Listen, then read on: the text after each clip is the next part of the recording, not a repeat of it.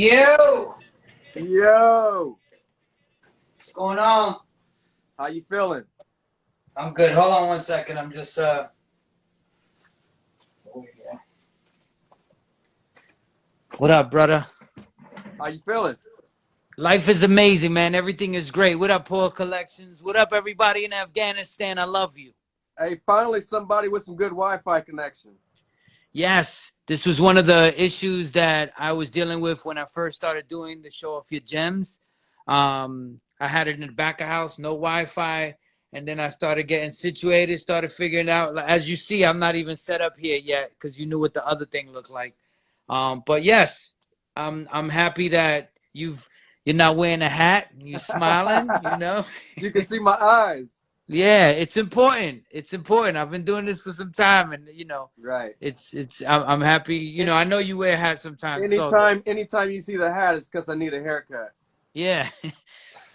Yes. So, thank you for inviting me to be a special guest on this wonderful show that you do here. Absolutely. Thank you overall for being an amazing human being, like my guy Matt Villain just mentioned. And salute to DITC Forever, who you do a nice little collaboration thing with too, man. Absolutely, absolutely. And for everybody joining us, this is History Lesson episode 70.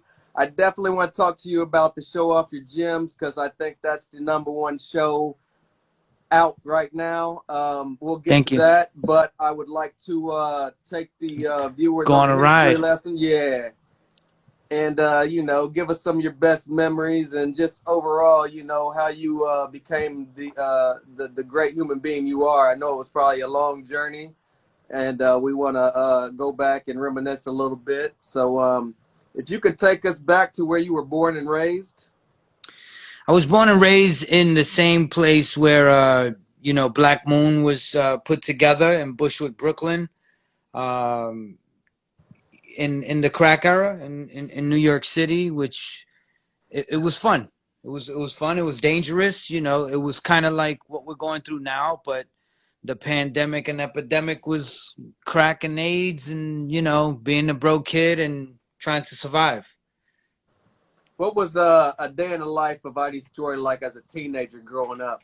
Oh, a teenager growing up? So what took place for me was I walked into a record store that this guy named Tony Touch was DJing at, and he was scratching, and I started rapping while he was catching the record because I was so kind of like enamored to him doing it live. You know what I mean?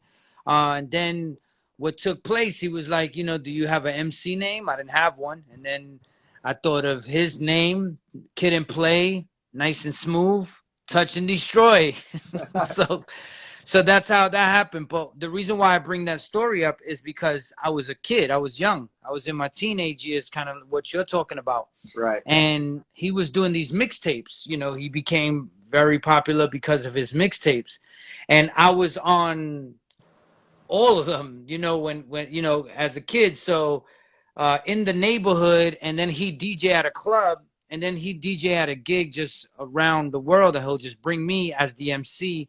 So as a teenager, bro, life was spectacular. I was breaking night in clubs. I'd go to school. I'd sleep in class, and that was a definitely struggle. But I was living my dream since I was a young kid, brother. Was there any obstacles you had to endure growing up? This guy's asking somebody who grew up in the crack era, was there any obstacles? Yeah, every girl you had a crush on ended up being a fiend, It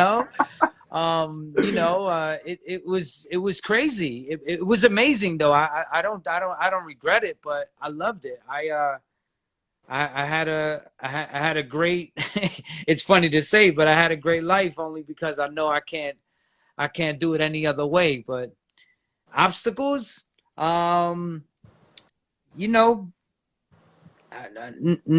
just natural knucklehead shit. You know what I mean? Right. I got arrested for graffiti. When I got that song, I Got the Power. Chill Rob G and Snap. Yeah. Right, both of them did. Snap does it originally, then Chill Rob G bites the record, and it comes out on Wild Pitch. and I'm in the studio, and I'm a kid. I'm a hype, you know, why did I do my demo? And the engineer's like, yo, if you want to meet Chill Rob G, I'm gonna go on a lunch break so you can say what's up to him. And I'm like, what? I'm about to meet Chill Rob G. So I'm trying to think of how my introduction's gonna be when I go through that door, right? Right. So I'm like, and I will attack, and you don't want that. And he looks at me and he's like, yo, shorty, who put you up to that? And I'm like, you know, he's like shaking me down now. You know, I'm a little kid. He's a man, you know. And so what I didn't realize, I said the line from the Snap version of the song, not the Chill Rob G.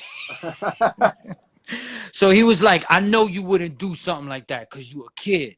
So I want to know right now who put you up to that. And I was like so shook. Right. But, you know, it was always good because in the same studio, I met Tim Dog. The first time I had a Tech 9 in my hand was Tim Dog. He said, hold this, shorty. Feel like a man. And I was like, what? Wow. I was going to ask you, what was your earliest memories of a hip hop? So was that maybe your first memory of face-to-face seeing hip hop for the first time? Nah, man. I was a crazy. I was in it, man. I was in the mustard. I was like, you know, Chub Rock came out with Treat You Right. So what it is, I used to buy vinyl as a kid. You know, I bought, first thing was Make the Music with Your Mouth Biz. I bought it off of Evil D when he worked at a record store. And my brother was older than me. He'd always bring random women to the house, you know what I mean? And they were his they would give him money, his sugar mamas, you know what I mean? And then they'd give me money because I'm the one who would pick up the phone and be like, yo, this girl's calling or whatever. So I used to take all that money and just buy vinyl with it, you know? And then I went to my prom, not even with a date. I came with the Chub Rock Treat 'Em Right record on vinyl.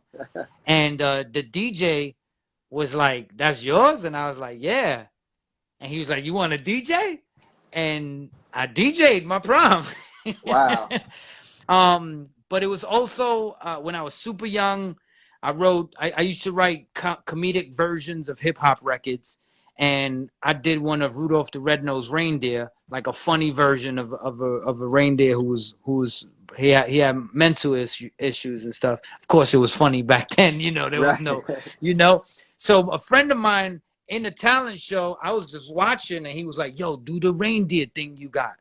And I'm like, "All right." So I went and I did the talent show, bro, and I ended up winning. And for a kid from Brooklyn, I won a trip for me and 4 other kids to go skiing.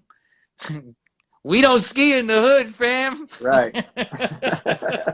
So I looked at like, wow, I'm able to, like, from rhyming, I'm able to win a trip, you know? And then it was dope because later on, obviously, I end up taking the Arsonists on tour because, you know, what I was able to achieve with them. Right.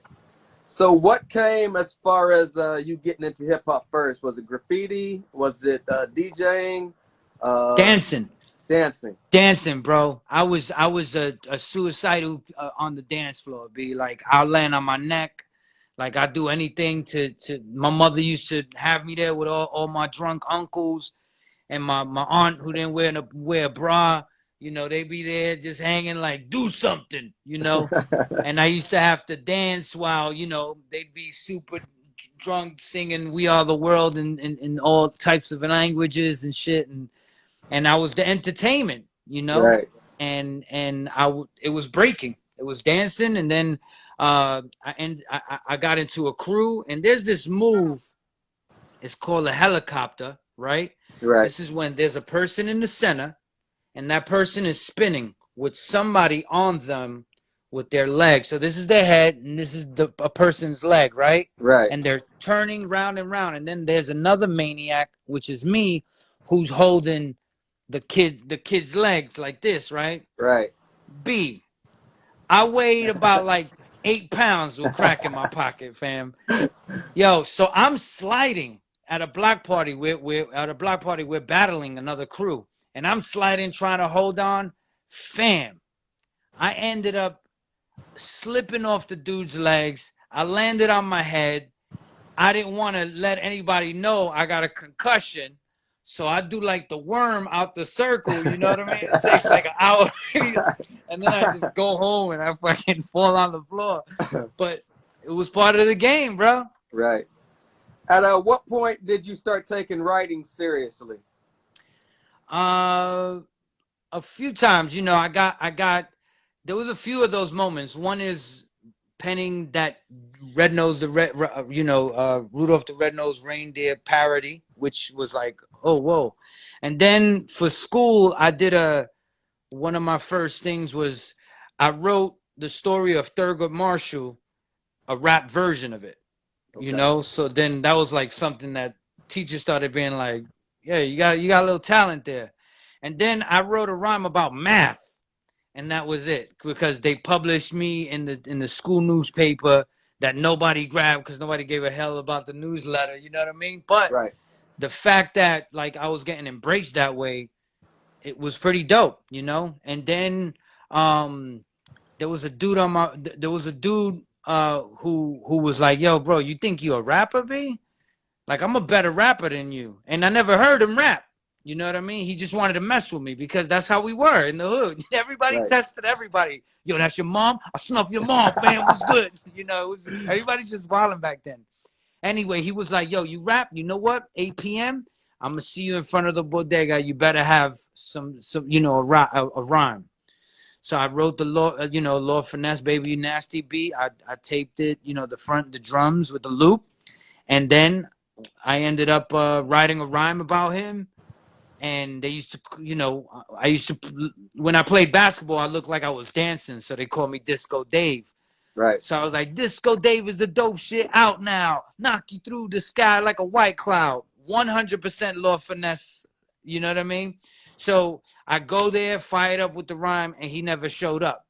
And I was like, the next day, I was like, yo, let's go. And, you know, when I seen him, and he's like, nah, bro, you got that.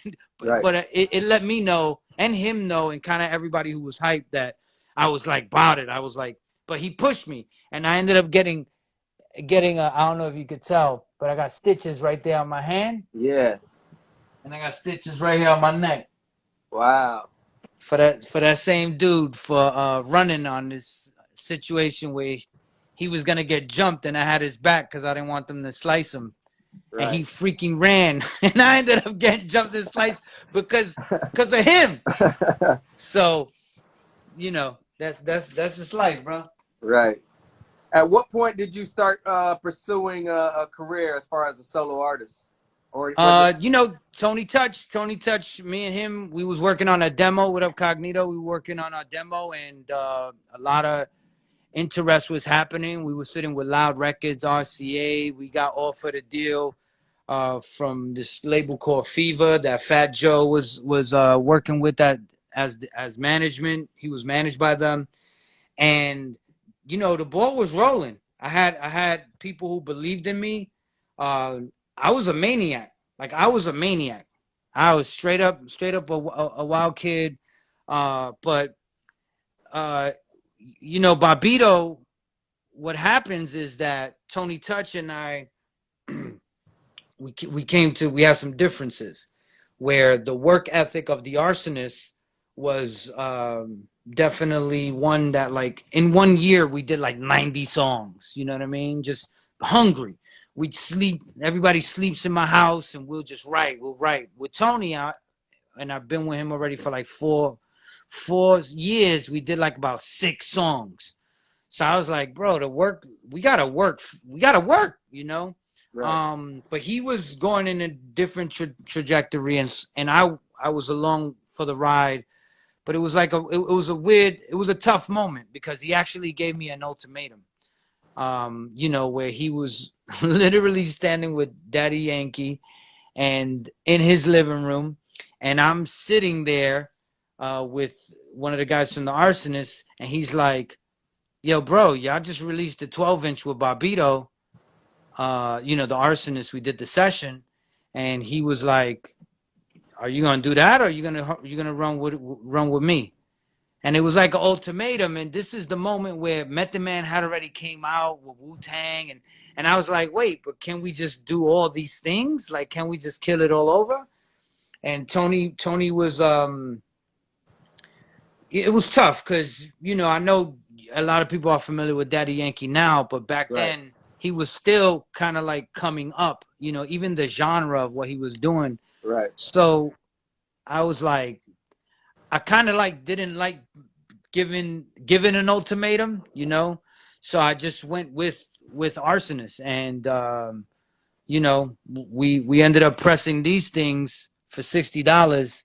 We did these cassettes, and this right here is a cassette of a 12-inch that was Q Unique's original group. And what I did was I used to take paint thinner, take off the paint, the thing, print these things at Kinko's, put the tape over it, purchase these J cards, you know what I mean? Right. And then I'd sell these for $3 a pop. And this is The Session in Halloween, our first single. Wow. Can we rewind just a little bit and tell me how the Arsonist was formed? So the Arsonist was formed in my house. We had a you know, the first thing was Bushwick Bomb Squad, you know, Bomb Squad based off Public Enemy's production crew, you know what I mean? Right. But it was more knuckleheads than hip hop heads, you know. And then it became to a point where dudes that I wasn't liking, who were like super ignorant, was like, yo, I'm down with Bushwick Bomb Squad, you know. And then my boy would be like, yo, D, do you know this guy? Because he said he's your cousin and he's repping Bushwick Bomb Squad. And then I'll have to do that old school shit like, yo, bro, well, you know, it was super ignorant, you know, back then. Right. And then it was a point where I was like, yo, we got to cut out all this extra energy that's negative. And if you guys don't do any of the elements of hip hop, then it makes no sense for you guys to continue coming to my house and repping anything. And I just kind of like cut the fat, literally started telling dudes like, yo, you know, you can fall back, you can do this. And then that's when the Arsonists were formed, because whoever was there still was the guys who remained. Was that about 8 members at the time? bro, when you in these streets, it's a bunch of them.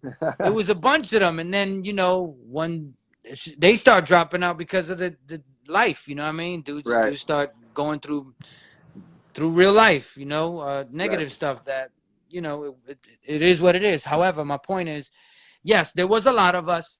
And then when we released the first single, there was still a lot of us. It went from like 15 down to 13. And then I think around this time it was about 10, you know what I mean? And then it dwindled down. One dude snuffed another dude in front of Vibe magazine at a photo shoot, and we looked so unprofessional. And you know, things would happen, and you know, it was points where I had to tell dudes like, you're gonna have to go home. Like, we're not gonna tolerate that. You know, I know we all brothers and brothers fight, but we trying to do something serious. You know what I mean? Right. So once you got the core members and you guys were pursuing a career as a group, what kind of dues did you guys pay in the beginning? Dues were forever, because I was one of those guys who in the village of New York City, like battling everybody. I was down to battle. I was riding the train down to battle. Anybody who I had a chance to rhyme in front of or with or go in